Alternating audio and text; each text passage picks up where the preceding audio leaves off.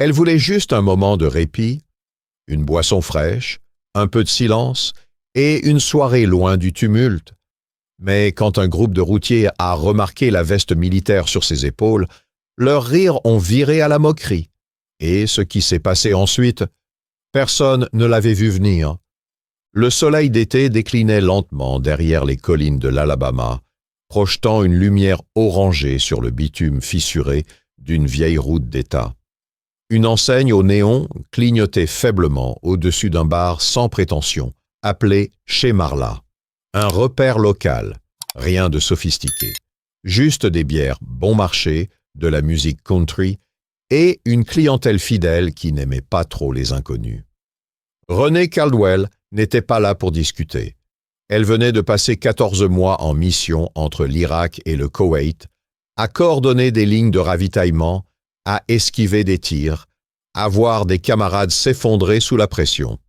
Ce bar, perdu au milieu de nulle part, n'était qu'une escale, une pause, rien de plus. Elle descendit de son SUV gris et ajusta sa veste. Ce n'était pas l'uniforme complet, juste une veste de camouflage par-dessus un t-shirt noir, ses plaques militaires bien dissimulées sous le col. Ses bottes étaient poussiéreuses. Son regard, fatigué. Mais ce soir-là, pour la première fois depuis longtemps, elle ne se sentait pas menacée. La porte grinça quand elle l'ouvrit. Personne ne la remarqua tout de suite. Le jukebox jouait un vieux morceau de Johnny Paycheck. 2 hommes plus âgés jouaient aux fléchettes au fond. 2 femmes fumaient en silence près de la fenêtre. Et au comptoir, 6 hommes, tous blancs, tous dans la cinquantaine, riaient fort avec leur pinte de bière à la main. Renée alla s'asseoir au fond, dans un coin tranquille. Elle garda sa veste. Elle ne cherchait pas l'attention. Elle voulait juste une boisson gazeuse, quelques minutes de calme. Elle fit un signe discret au barman, qui hocha la tête sans un mot et retourna à son comptoir.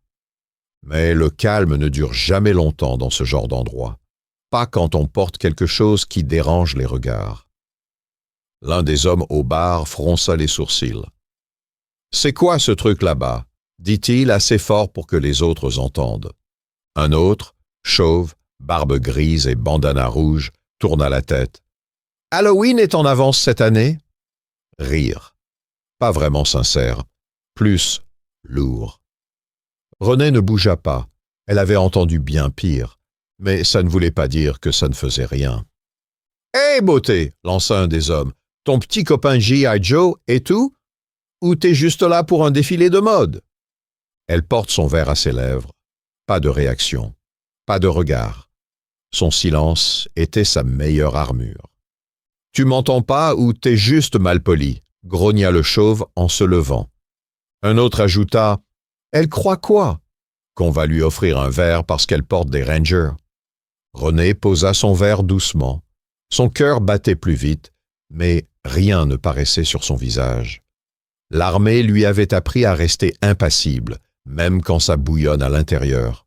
« Laisse tomber, Darren », lança le barman sans lever les yeux. Mais Darren ne lâcha pas. Il s'approche, suivi de 2 autres, les bottes résonnant sur le plancher. Le bar s'était tu. Même la musique semblait s'être arrêtée. « Ce que je pige pas, » dit-il en s'approchant de la table, « c'est comment une comme toi a pu avoir cette veste. Les vrais soldats portent pas ça comme un costume. » Renée leva enfin les yeux. « Je l'ai mérité, » dit-elle calmement. 3 missions. Sergente logistique. Je n'ai rien à prouver à personne. Il sourit moqueur. Mais bien sûr. Et moi, je suis le roi d'Angleterre. Les rires reprirent, plus forts, plus agressifs. Renée sentait la colère monter.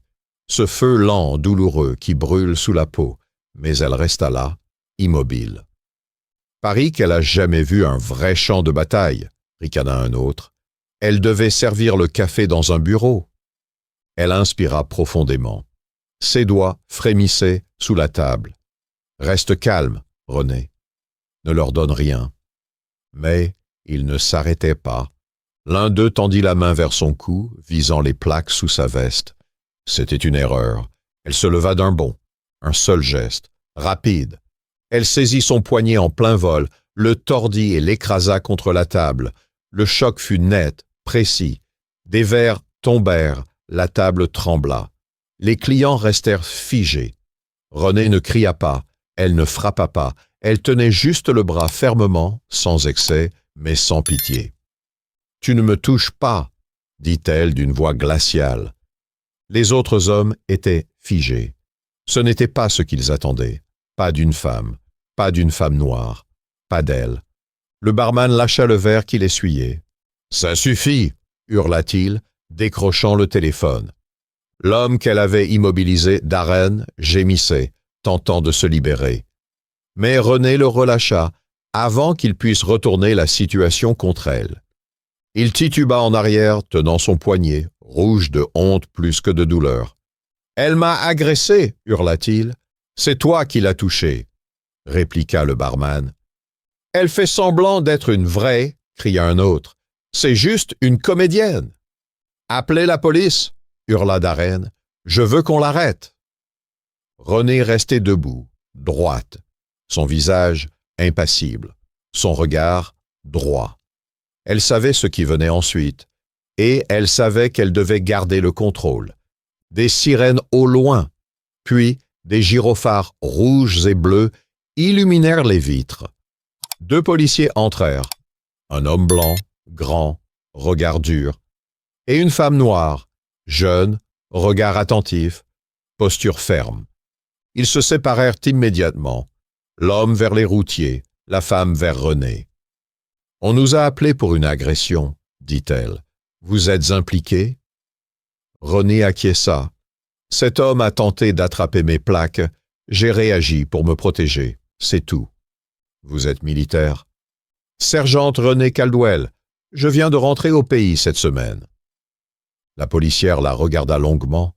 Il y avait dans les yeux de Renée quelque chose que seuls certains savent reconnaître, la vérité. « Une pièce d'identité ?» demanda-t-elle. Renée montra son sac à ses pieds. L'agente l'ouvrit, sortit une chemise d'uniforme soigneusement pliée, avec ses insignes et son nom.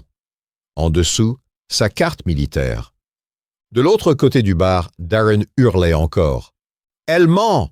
Elle m'a attaqué! Elle doit être arrêtée! » Le policier jeta un coup d'œil à sa collègue. Elle leva la pièce d'identité et fit un signe de tête. « C'est authentique, » déclara-t-elle, « et c'est du solide. Si cette histoire vous a touché, aidez-nous à atteindre notre objectif de 1000 abonnés.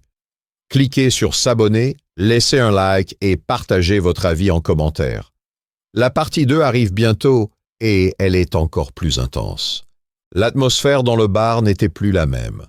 Le silence qui régnait maintenant n'était plus celui de la tension, mais celui d'un poids. Un poids de gêne, de vérité révélée. L'agente Jordan, la jeune policière au regard vif, tendit la carte militaire à Renée. « C'est bon, » dit-elle doucement, « on va s'occuper du reste. » Au fond de la salle, Darren tournait en rond comme un animal blessé, tenant son poignet comme s'il était cassé. Ce n'était pas le cas, mais sa fierté, elle, avait bien volé en éclats. « Elle m'a agressé !» cria-t-il à nouveau. « Vous n'allez rien faire !» L'officier Miller, le plus grand des 2 agents, s'approcha de lui calmement.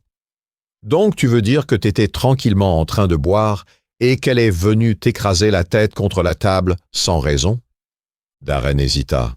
« Elle est devenue folle, je vous dis. » Miller ne détourna pas les yeux, parce que, d'après les témoins, c'est toi qui l'as approchée, de manière agressive, et t'as essayé de lui toucher le cou.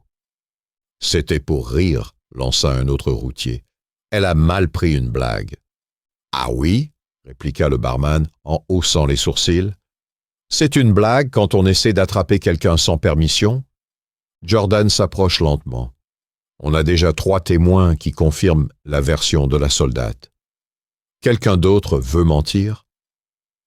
Personne ne répondit. C'était la première fois depuis le début que ces hommes se retrouvaient sans voix. « Elle n'avait pas le droit de me toucher, » marmonna Darren.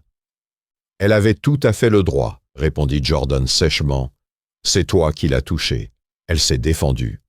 Point. » L'agent Miller se tourna vers René. « Souhaitez-vous porter plainte ?» René jeta un regard vers Darren qui la fixait toujours avec cette colère mêlée d'humiliation. Elle y pensa, sérieusement, mais finalement, elle secoua la tête. « Non, dit-elle. Je veux juste qu'il disparaisse de ma vue. Ça me suffit. » Miller hocha la tête. « Très bien. Alors voici ce qu'on va faire. Vous sortez d'ici. Immédiatement. Et si on vous entend encore une fois, vous passez la nuit au poste. » Les routiers ne dirent rien. Pas cette fois. Ils prirent leurs vestes, leurs casquettes, leurs regards fuyants. Darren resta une seconde de plus, les yeux remplis de haine, mais il ne parla pas. Il se retourna et sortit. Les policiers les accompagnèrent à l'extérieur. Quelques minutes plus tard, le bar retrouva peu à peu son rythme. Les conversations reprirent. La musique revint. Mais dans l'air, quelque chose avait changé. René était retournée à sa place. Elle ne tremblait pas. Elle ne parlait pas. Elle observait simplement ses mains, toujours aussi stables, toujours en contrôle. Le barman revint vers elle avec un verre neuf. « Celui-là, c'est pour moi, dit-il. » René esquissa un sourire discret. « Merci. »« Franchement, vous avez assuré, dit-il. Moi, je crois que j'aurais pas su garder mon calme. »« J'ai l'habitude, » répondit-elle. Malheureusement. Et c'était bien ça, le pire. Cette scène, ce mépris, cette suspicion, ce n'était pas la première fois, ni la dernière. Depuis des années, elle portait son uniforme comme un bouclier, mais même ça, ce n'était jamais assez. Toujours quelqu'un pour douter, toujours quelqu'un pour demander des preuves. Elle avait affronté la guerre avec moins de pression que celle de devoir prouver, ici, dans son propre pays, qu'elle méritait de porter cette veste. Peu à peu, des clients vinrent à elle. Un homme d'une 60aine d'années lui dit simplement « Merci pour votre service ». Puis, il repartit. Une femme toucha légèrement son bras. « Vous avez été incroyable », dit-elle presque en chuchotant. René hocha la tête à chaque fois, en silence. Elle n'était pas venue ici pour qu'on l'admire, juste pour respirer. 1 heure passa, puis 2. Le bar se vida. René se leva enfin, laissa quelques billets, même si sa boisson avait été offerte, et sortit dans la nuit. Le parking était désert. Sa voiture l'attendait sous un lampadaire qui clignotait. Elle ouvrit la portière quand une voix résonna derrière elle. « Hé !» Elle se retourna. C'était lui, pas Darren, pas le plus bruyant, mais l'autre, le plus jeune du groupe, celui qui était resté en retrait. René se souvenait de son visage, silencieux, observateur, complice par passivité. Il s'arrêta à quelques mètres, casque à la main. Il avait l'air tendu, pas hostile, plutôt mal à l'aise. Elle resta immobile. « Je veux pas d'ennui, » dit-il rapidement. « Je voulais juste dire quelque chose. » Elle attendit, sans répondre. « Je m'appelle Mitch, » dit-il. « J'étais avec eux ce soir-là. Je n'ai rien dit. Et j'ai rien fait non plus. Et c'est bien là le problème. »« Alors pourquoi tu viens maintenant ?» demanda-t-elle. « Parce que j'ai honte, » répondit-il. « Et parce que j'ai vu quelque chose en vous. Une force que je comprenais pas. Je pensais que je n'étais pas comme eux. Mais me taire, c'était être pareil. » René le regarda en silence. « Je voulais juste m'excuser, vraiment.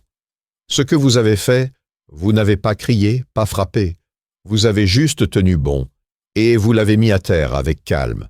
C'était puissant. » Elle inspira longuement, pas parce que ça réparait quoi que ce soit, mais parce que ça comptait. « Merci, dit-elle. Ça ne change pas ce qui s'est passé, mais ça commence quelque chose. » Mitch acquiesça. « Si jamais vous repassez par ici, je vous paierai un vrai verre, sans conneries autour. » Il tourna les talons et s'éloigna, ses pas résonnant dans le silence du parking. René le regarda disparaître dans la nuit.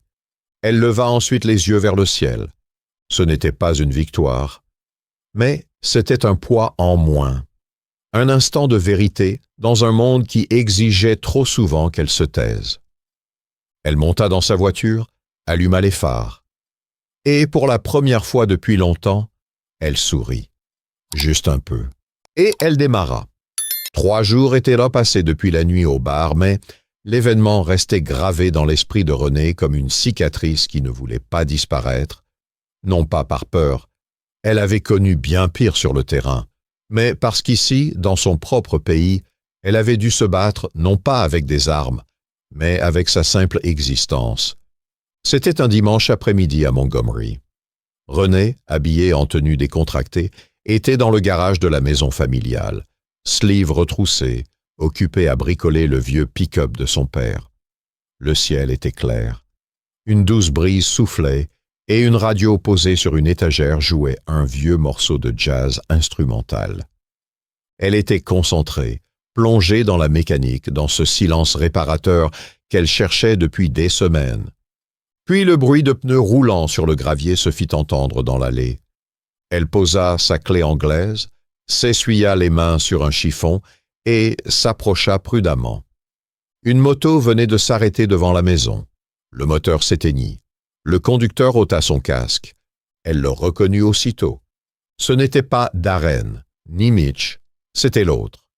Le plus discret du groupe, celui qui n'avait rien dit, mais qui était resté jusqu'à la fin. Un certain Eric, si elle se souvenait bien.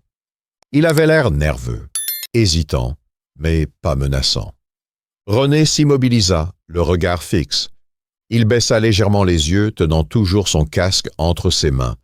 « Je ne savais pas si je devais venir. »« Mais tu es là, » dit-elle simplement. « Oui, parce que j'avais besoin de le faire. » Elle resta silencieuse. « Ce soir-là, je n'ai rien dit, » poursuivit-il, « et j'ai cru que c'était suffisant, que ne pas participer me dégageait de toute responsabilité. Mais en réalité, j'étais complice, par mon silence. » René ne le quittait pas des yeux. « Et pourquoi maintenant ?» demanda-t-elle enfin. Il inspira profondément. « Parce que tu m'as fait penser à ma sœur. » Cette phrase la prit au dépourvu. Elle a servi en Afghanistan, elle a perdu une jambe là-bas. Elle n'en parle jamais. Mais je vois son regard, cette force silencieuse, cette colère maîtrisée, et, cette nuit-là, tu avais ce même regard. Elle ne répondit pas. Pas encore. Quand tu l'as plaqué contre la table, je n'ai pas vu une menace. J'ai vu une femme forte, une vraie, quelqu'un qui ne se laissait pas écraser. Il serra son casque un peu plus fort. Alors je suis venu pour m'excuser, pas seulement pour toi, mais aussi pour ce que j'ai laissé faire et pour ce que j'aurais dû empêcher. René le fixa un moment, puis elle désigna le moteur du pick-up ouvert derrière elle. « Tu sais bosser sur un carburateur ?» Eric cligna des yeux, surpris. « Un peu, depuis le lycée. »« Alors il est temps de t'y remettre, » dit-elle, se tournant vers la voiture.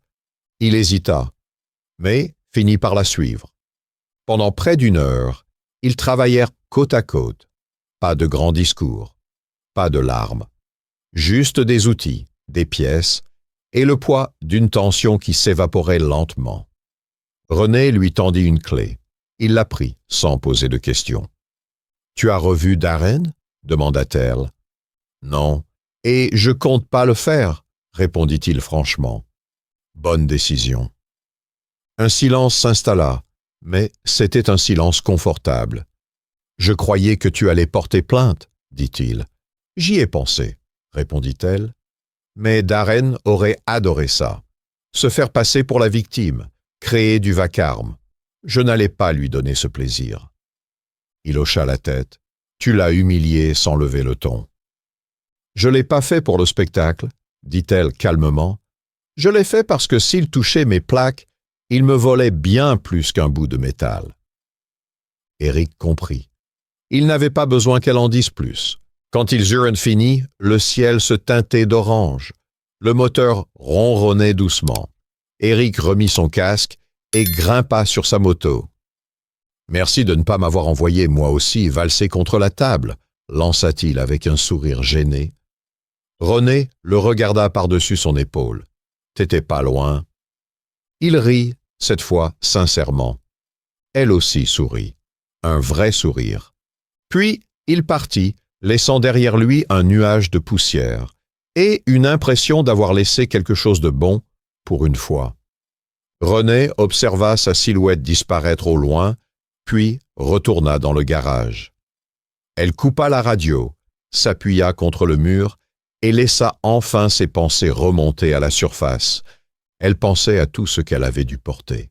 Ses responsabilités, ses douleurs, ses silences. Des fardeaux qu'aucun uniforme ne montre.